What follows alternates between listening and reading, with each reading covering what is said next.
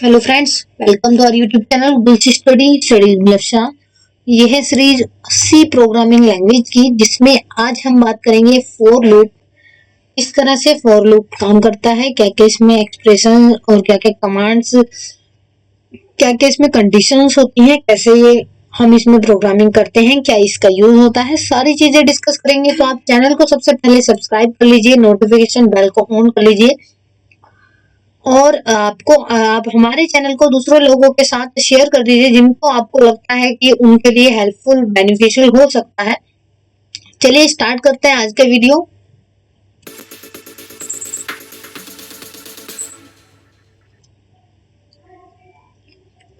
For loop in C.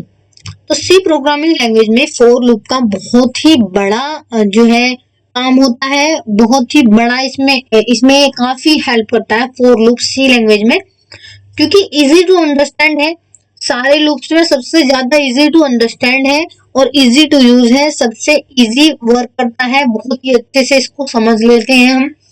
The for loop in C language is used to iterate the statements. तो iterate the statements के लिए जब हमें iteration कुछ perform करना होता है, कुछ रिपीटिशन वाला वर्क करना होता है और a part of the program several times, it is frequently used to traverse the data structures like the array and linked list।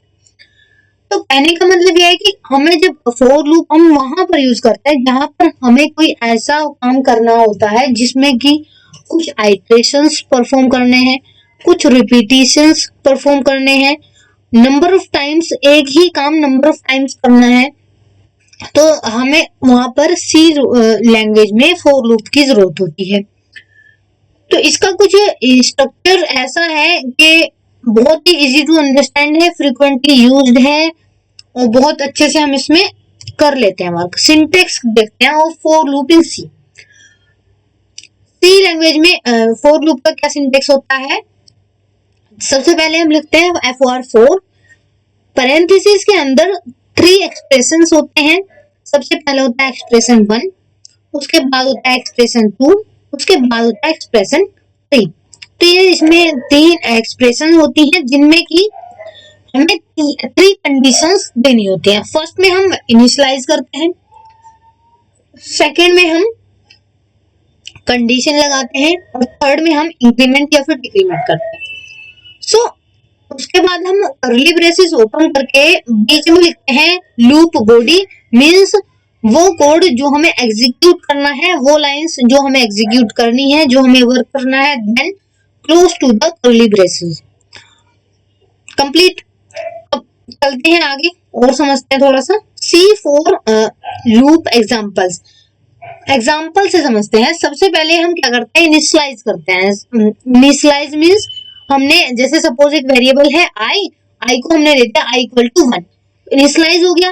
Condition आई, यहाँ पर कंडीशन हमने दे दी i < 10, 10 तक चले आई, या तो 10 से कम चले, 10 तक चले, 10 से ऊपर नहीं जाए।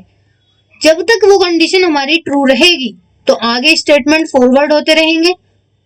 लास्ट में हमें एक स्टेटमेंट, एक एक्सप्रेशन देनी होती है इंक्रीमेंट और डिक्रीमेंट की, जहां पर हमें i को या तो प्लस करना है या फिर माइनस करना है। अब जब हमने लिखा था i = 1 एंड i < 10, तो हमें i प्लस करना होगा। अब एक बार i1 था, दूसरी बार जब लूप चलेगा तो i2 मिलेगा, थर्ड टाइम्स मिलेगा i3 मिलेगा, फोर्थ टाइम्स मिलेगा i4 मिलेगा। उसके लिए यहाँ पर इंक्रीमेंट i++ होना जरूरी है। अब ये i++ होके फिर से कंडीशन पर जाएगा, तो देखेगा i < 10, यस अभी तो 2 ही है, < 10, फिर से हमारा लूप चलेगा और इसी तरह से ये हमारी वर्किंग चलती रहेगी जब तक i < 10 ये कंडीशन जब फॉल्स हो जाएगी, नंबर हमारा 10 से 11 पे पहुंचेगा, तो यहाँ पर ये जाएगी फॉल्स और फॉल्स से ये एंड ऑफ द लूप पर चला जाएगा। तो ये आपको एग्जांपल समझ आया फ्लो चार्ट से फॉर लूप का। आगे देखते हैं programme. C for a loop examples. Let's see the simple program of for loop that prints table of 1. हमें 1 का टेबल प्रिंट करना है, just like that table of any number। तो हमने क्या किया? इंटीजर टाइप का मेन फंक्शन बनाया, उसमें इंटीजर i = 0 लिख दिया। अब फॉर लूप की बात कर रहे हैं हम। फोर लूप हमने ओपन किया, पैरेंथेसिस में लिखा i इक्वल टू 1, इनिशियलाइज कर दिया। दूसरे में सेमीकोलन लगाते हैं, हर एक एक्सप्रेशन के बाद सेमीकोलन लगाना जरूरी होता है ताकि एक्सप्रेशंस को सेपरेट किया जा सके। Okay, i less than equal to 10 condition लगा दी, i प्लस प्लस इंक्रीमेंट लगा दिया। उसके बाद पैरेंथेसिस को क्लोज किया और कर्ली ब्रेसेस ओपन करके हम लूप के अंदर आ गए। अंदर आने के बाद हमने यहाँ पे कोड जो हमें एग्जीक्यूट करना है वो लिखना है, तो हमने किया printf और डबल कोट्स के अंदर %d और \n और ये बंद करके कॉमा लगा के हमने यहाँ पे लिख दिया i। ये क्या कह रहा है, i को प्रिंट करेगा हर बार, ये printf function her bar i को प्रिंट करेगा। उसके बाद हमने लिख दिया रिटर्न 0। फोर लूप को हमने यहाँ पर देखिए, फोर लूप यहाँ पर बंद हो गया और ये जो स्टार्टिंग वाला कर्ली ब्रेसेस था ये यहाँ पर बंद हो गया। एक बात ध्यान रखिएगा, सी प्रोग्रामिंग में या फिर किसी भी प्रोग्रामिंग लैंग्वेज में हमें सेंटेंसेस को, कोड को एक लाइनिंग में लिखना बहुत जरूरी होता है ताकि मिक्सअप ना हो। आपकी जो कौन सा लूप कहाँ बंद हो रहा है, कहाँ ओपन हो रहा है, कैसे वर्क हो रहा है, ये सारी चीजें आपकी मिक्सअप ना हो, इसलिए स्पेस रखना बहुत जरूरी है उसमें। अब देखिए इस प्रोग्राम का आउटपुट क्या होगा। ये प्रोग्राम पहली बार 1 आउटपुट करेगा, देन 2, 1 2 2, 1 3 3 एंड सो ऑन 1 10 तक चलेगा, क्योंकि हमने यहाँ पे कंडीशन दी है i less than equal to 10। ठीक है, अब ये आपने सी लैंग्वेज में एक फोर लूप का एग्जांपल देख लिया, एक और देख लेते हैं, आ जाइए। Next is C for loop example, C program print table for the given number using C for loop। अब की बार हम टेबल प्रिंट कराएंगे यूजर से नंबर लेके। चलिए इंक्लूड stdoih लिख दिया, इंटीजर टाइप का मेन फंक्शन बना लिया, कर्ली ब्रेसेस ओपन कर लिया, integer i equal to 1 num equal to 0। तो हमने क्या किया, i इक्वल टू 1 इनिशियलाइज कर लिया और नंबर इक्वल टू 0 इनिशियलाइज कर लिया। अब प्रिंटफ आता है, प्रिंटफ फंक्शन में हमने लिखा एंटर अ नंबर। जब हम प्रोग्राम को रन करेंगे तो सबसे पहले ये लाइन लिखी हुई आएगी एंटर नंबर, ये यूजर से एक नंबर मांगेगा। सपोज करो यूजर ने 10 या 5 यूजर ने 5 जो है लिख दिया, 5 एंटर कर दिया, देन स्कैनफ के थ्रू, स्कैनफ फंक्शन के थ्रू हम %d लगाकर उस एंड का साइन लगाकर और नंबर लिखकर इस नंबर को जो यूजर ने 5 लिखा है उसको रीड कर लेंगे। स्कैनफ किस लिए होता है, इनपुट लेने के लिए, हम उसको इनपुट ले लेंगे, एज इनपुट 5 को एंटर कर लेंगे, देन फोर लूप लगाएंगे। फोर लूप में i इक्वल टू 1 और i less than equal to 10 और i प्लस प्लस, वही कंडीशन है, i को 1 से स्टार्ट हो 10 तक चले और i प्लस प्लस होता रहे हर बार। अब सपोज करो यूजर ने 5 किया है, 5 एंटर किया है, तो पहले चलेगा 5 1 जा 5, फिर चलेगा 5 2 जा 5, फिर 5 2 जा 10, फिर चलेगा 5 3 जा 15, इसी तरह से 10 तक चलना है लूप, तभी तो टेबल प्रिंट होगा। अब प्रिंटफ फंक्शन के अंदर %d लगा के \n लगा के इसको क्लोज कर दिया और हमने यहाँ पर ही देखिए, प्रोसेस के लिए हम अलग से भी दूसरा लगा सकते थे, इन्होंने यहीं पर लिख दिया, हमने यहीं पर लिख दिया। एक बार जैसे मैंने आपको पहले से देख लेते हैं, number into i, her bar number जो है वो i से मल्टीप्लाई होता रहे और हर बार प्रिंट होता रहे। ठीक है, तो और हमने फोर लूप को यहाँ पे क्लोज कर दिया, रिटर्न 0 लिख के और ये वाले को यहाँ पे क्लोज कर दिया। और देखिए मैंने आपको इससे पहले एक क्लास थी, एक वीडियो था कि how to print a table in C language, तो उसमें हमने एग्जांपल लिया है यूजर से प्रिंट लेने का और उसमें हमने प्रोसेस का अलग अलग दिखाया है। ठीक है, ये प्रोसेस की कमांड और प्रिंटफ की कमांड अलग अलग दिखाई है, इसी में एक लाइन में दिखाई है, इसमें एक लाइन में दिखाई है। तो हमें आउटपुट कैसे आएगा, चलिए चलते हैं, आउटपुट कैसे आएगा, 2 1 2। अगर सपोज करो यूजर ने 2 एंटर किया, 2 1 2 2 2 4 2 3 6 so on and 2 10 20, इस तरह से हमारा टेबल जो है पूरा कंप्लीट प्रिंट हो जाएगा।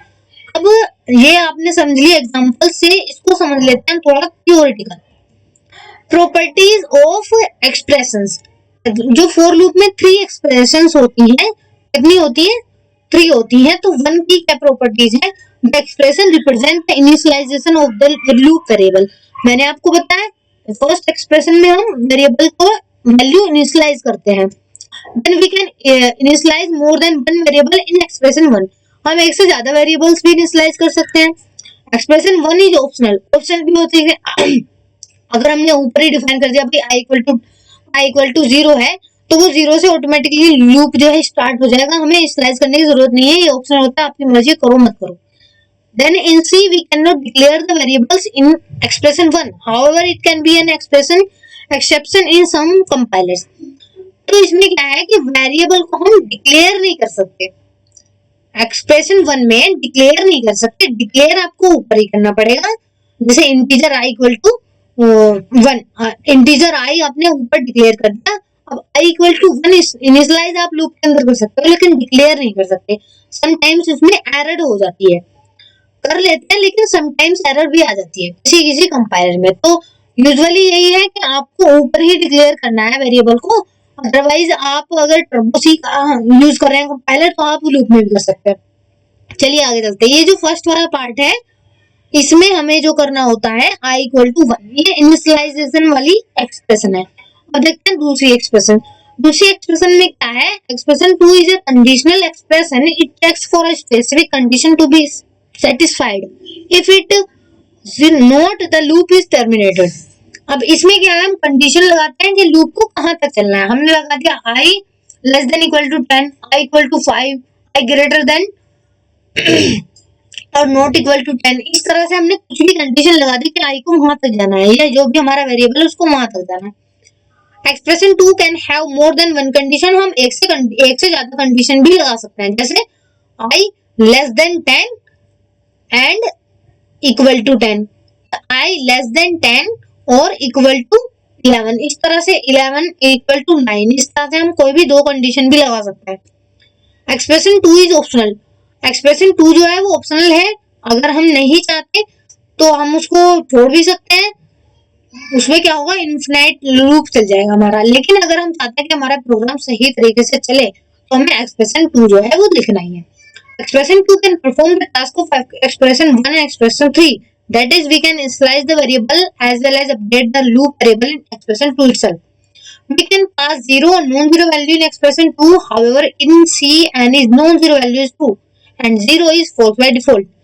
अब देखिए ये जो लिखा हमने i less than equal to 10, ये जो है एक्सप्रेशन 2 वाला काम है। अब देख लेते हैं एक्सप्रेशन 3 क्या कर रहा है। एक्सप्रेशन 3 क्या करता है, is used to update the loop variable.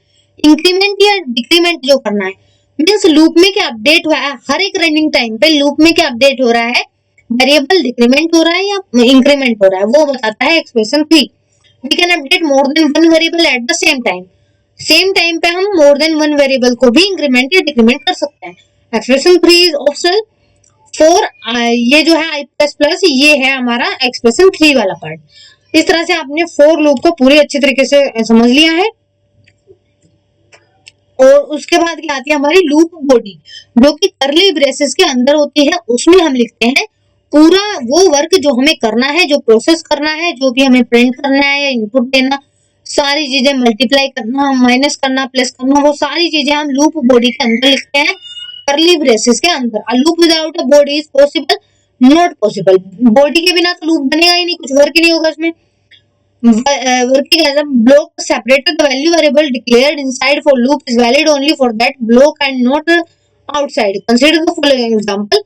ये क्या है देखिए, printf %d \n number into i, ये जो हमारा पार्ट था ये लूप बॉडी का था, जो कि हमने कर्ली ब्रेसेस के अंदर लिखा था। और जो हम इसके अंदर लिखते हैं लूप के अंदर, वो आउटसाइड द लूप एक्सेस नहीं होता है। ठीक है, ये आपने फॉर लूप को अच्छे से समझ लिया, सारे एक्सप्रेशंस, लूप बॉडी, सारी कंडीशंस को अच्छे से समझ लिया है। हमारे जो ऑल ट्यूटोरियल्स हैं MS Word 2019, computer fundamentals, junior maths, GK and current affairs, top most interesting facts, C language tutorial, motivational shorts videos, CCC के सैंपल क्वेश्चंस और प्रीवियस क्वेश्चंस, इंपॉर्टेंट टॉपिक्स, सारी चीजें इस चैनल पर आपको मिल जाएंगी। इसलिए चैनल को आप सब्सक्राइब कर लीजिए, नोटिफिकेशन बेल को ऑन कर लीजिए, ताकि हमारी हर एक वीडियो का नोटिफिकेशन आपको टाइम पर मिलता रहे। चैनल को शेयर कर दीजिए, वीडियो आपको अच्छी लगती है, हेल्पफुल लगती है तो लाइक और शेयर जरूर कर दीजिएगा। Thanks for watching this video.